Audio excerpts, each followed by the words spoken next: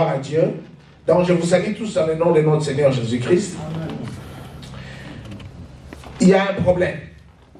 Il y a un problème dans le monde. Il y a un problème par rapport aux choses de fin de temps.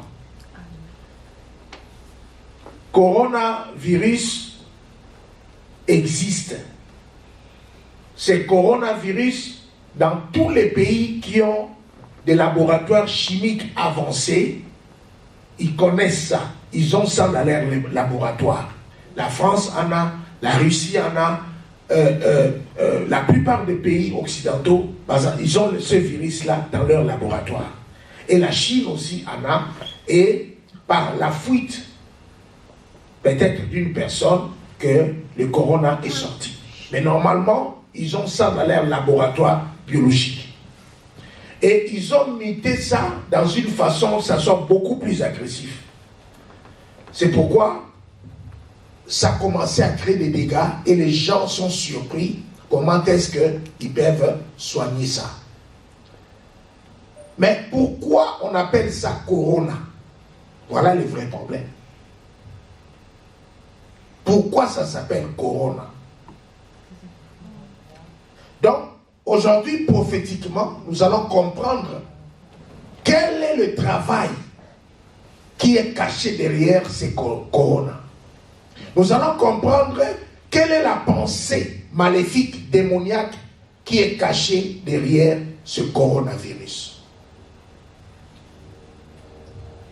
La Bible dit, vous, Jésus disait à ses disciples, vous êtes des hypocrites.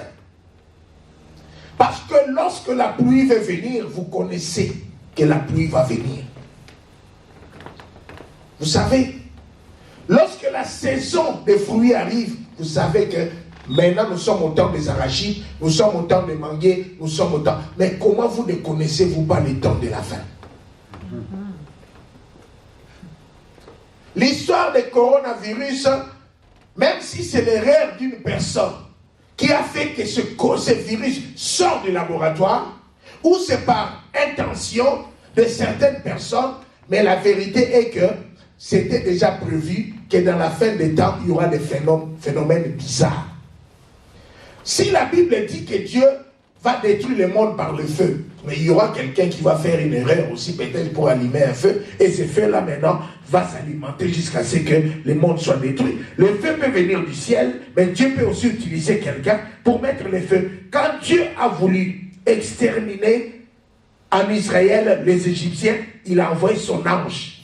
Parce que le temps était arrivé. Mais quand l'ange était venu, Dieu est allé prévenir son peuple. Il a dit, mon peuple, l'ange exterminateur ne connaît qu'une seule chose. Si vous ne mettez pas sur vos lindons, il va entrer chez vous, il va vous tuer. Quand l'ange exterminateur est libéré, il ne vient pas seulement pour les païens, mais il attaque tout ce qu'il voit. Mais il y a une chose qui nous couvre de l'ange exterminateur, c'est quoi? C'est le sang de Jésus. Alléluia. Et il a prévenu, il a dit, si vous ne mettez pas le sang dans mon étau, c'est votre problème. Il va entrer parce que la seule chose qui va empêcher l'ange exterminateur de venir mettre la mort dans ta maison, c'est le sang de Jésus. Quelqu'un va acclamer le Seigneur. C'est ça qui finit la force de l'ange de la mort. Corona se compose de 6 lettres. Tout ce qui est composé de 6 lettres est dangereux.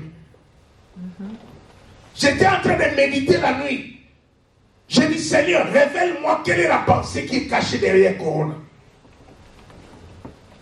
Si vous écrivez Corona, c'est le chiffre 6. Et vous allez comprendre que ça a commencé à faire des dégâts en Italie, par l'Europe. Parce que l'Italie, c'est l'image l'image de cette femme, de ce royaume qui règne de la fin des temps. Beaucoup de gens n'ont pas la révélation sur l'Italie. Mais l'Italie, je ne vais pas dire beaucoup de choses, mais les gens comprennent. Ceux qui ont les oreilles comprennent. Quand on va finir, on va parler encore. Je parle ici que la femme, la putain de Babylone, la femme qui servira à la destruction de fin des temps, son trône est en Italie.